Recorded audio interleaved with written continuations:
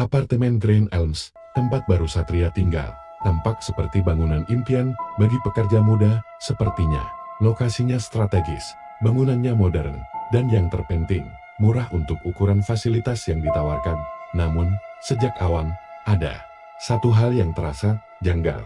Di setiap denah lantai yang tertempel di lift dan lorong, tidak pernah tercantum angka 13.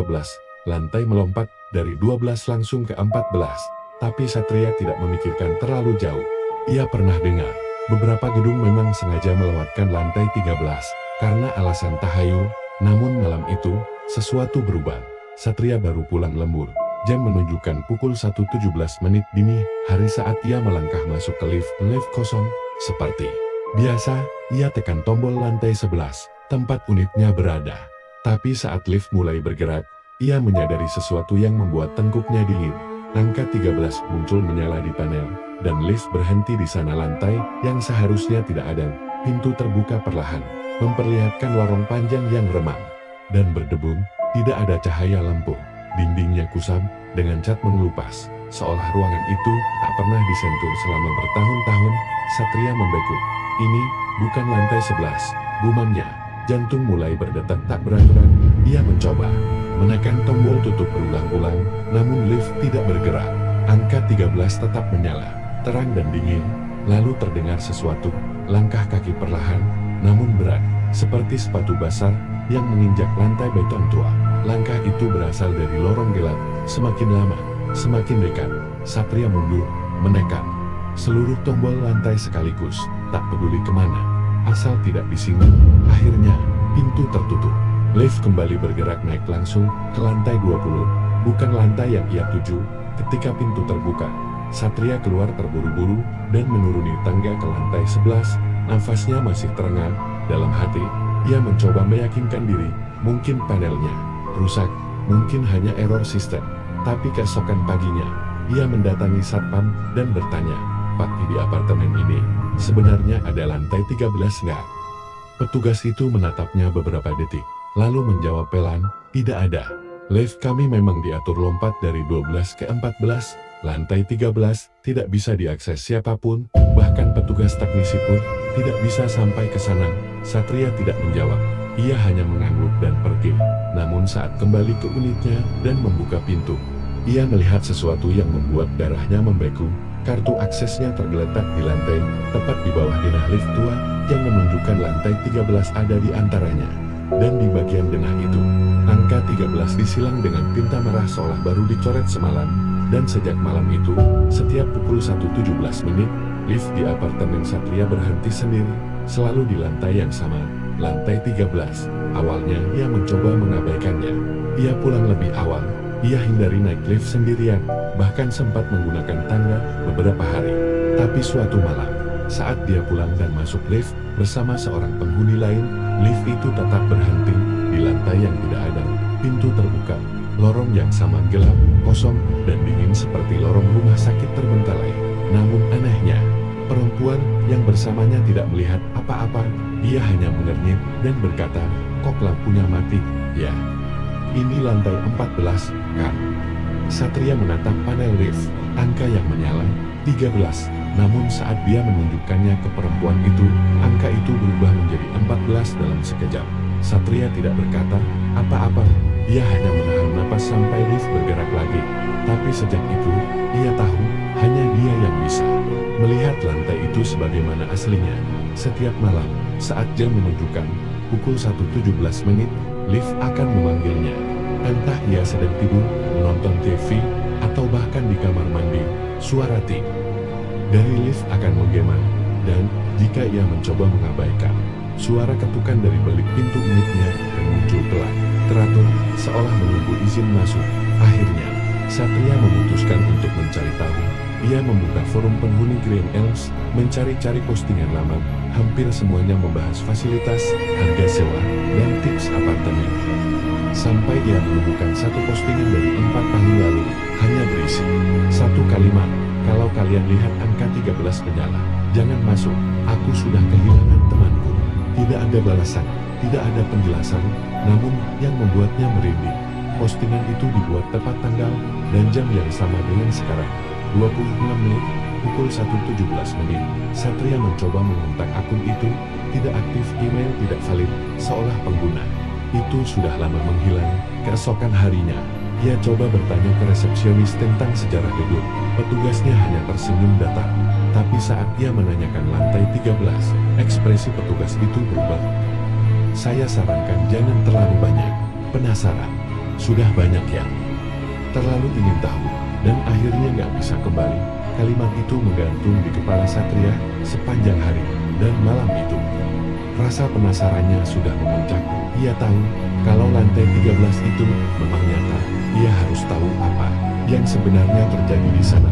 Maka pukul 1.17, Satria berdiri di depan lift, dan saat pintu terbuka sendiri, tanpa ia tekan apapun, ia melangkah masuk. Suara pintu tertutup di belakangnya terdengar lebih berat dari biasanya. Panel angka di atas pintu langsung melonjak lantai 5, 8, 11, dan berhenti sejenak sebelum muncul angka 13, menyala dengan cahaya kekuningan seperti bohlam Tuhan. Pintu terbuka, lorong itu masih sama gelap, panjang, dan sunyi seperti ruang bawah tanah. Tapi kali ini, ada sesuatu yang berbeda. Lampu-lampu redup di langit-langit menyala satu persatu, mengikuti langkah Satria saat ia perlahan melangkah keluar dari lift. Suara lantainya bergema seperti melangkah di ruangan yang terlalu besar dan terlalu kosong. Di sisi kanan lorong, semua pintu unit terlihat terkunci rapat.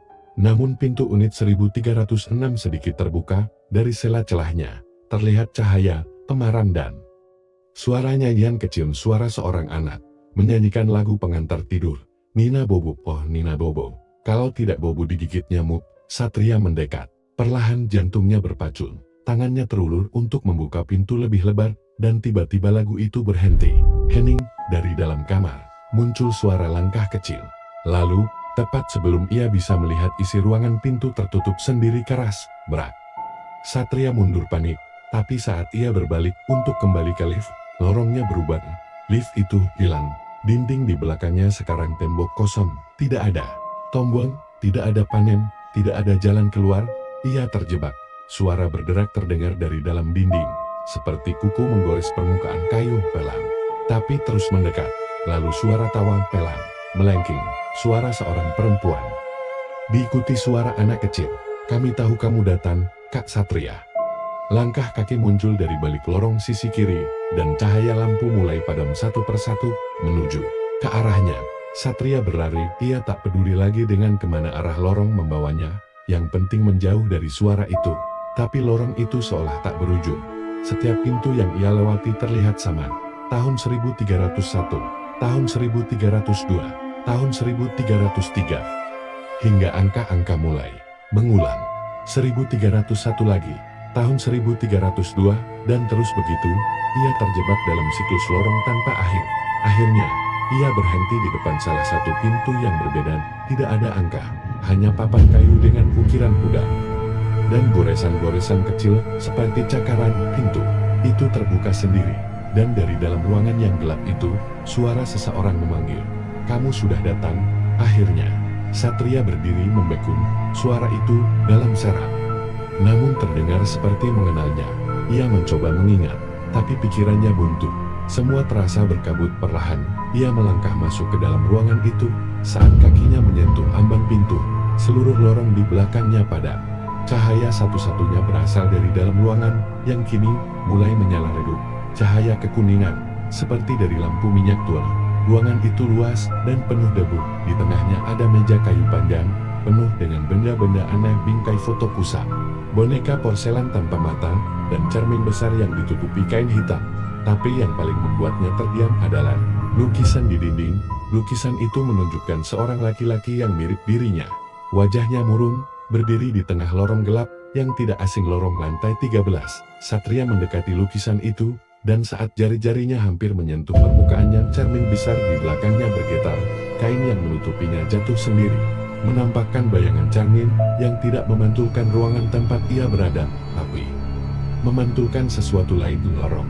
Namun dengan dinding merah darah, lampu berkedip cepat, dan sosok-sosok tanpa wajah berdiri mematung di setiap sisi. Satria mundur, tapi suara dari belakangnya berkata, mereka semua pernah melihat lantai ini, seperti kamu, tapi tidak semua bisa keluar. Ia berbalik cepat, seorang pria tua berdiri. Di sudut ruangan wajahnya penuh luka lama, matanya cekung, dan bajunya adalah seragam petugas kebersihan Green Elms. Dulu aku juga seperti kamu. Kupikir cuma lantai kosong, katanya pelan. Tapi tempat ini hidup. Ia memilih siapa yang bisa masuk dan siapa yang tidak akan pernah keluar. Satria mencoba menahan rasa takut. Apa maksudnya? Siapa mereka? Pria itu mengangguk ke arah cermin.